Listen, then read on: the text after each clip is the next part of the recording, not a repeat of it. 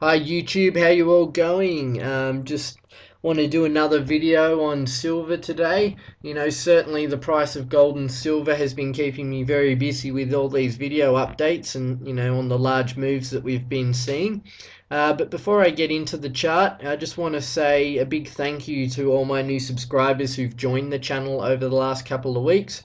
I try and send you all a comment to say thank you, but I'm sure I've missed some, so this is your thank you. Anyway, yesterday I did a video on the 9.44% drop that we saw in silver the day before. And I basically said that, it had broken this uptrend and hopefully we would find some support at around this $33 mark, which is indicated by this line here. Now, I thought that that could perhaps act as support given it was the previous low following this parabolic move and the subsequent fall and hikes by the margin hike requirements by the CME. And as you can see, it also bounced off this level here in June. Unfortunately, last night's action was even worse. It sent the price of silver down 13.86%, with the price of silver closing at $31.09. So as a result, it smashed straight through this level of support here.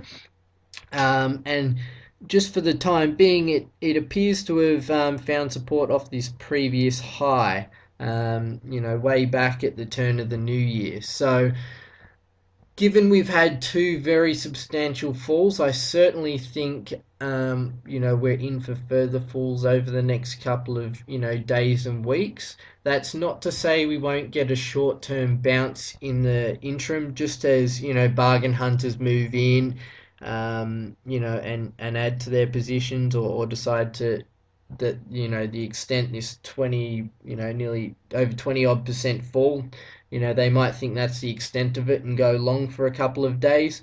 But certainly in terms of a short to medium term view, that long trend that uptrend is now certainly over.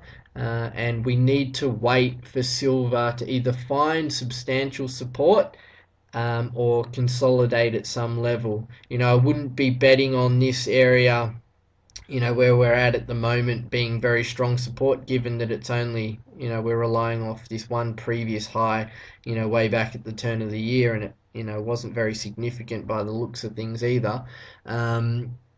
So yeah, just in the short to medium term, I think it's a wait and see approach with the price of silver.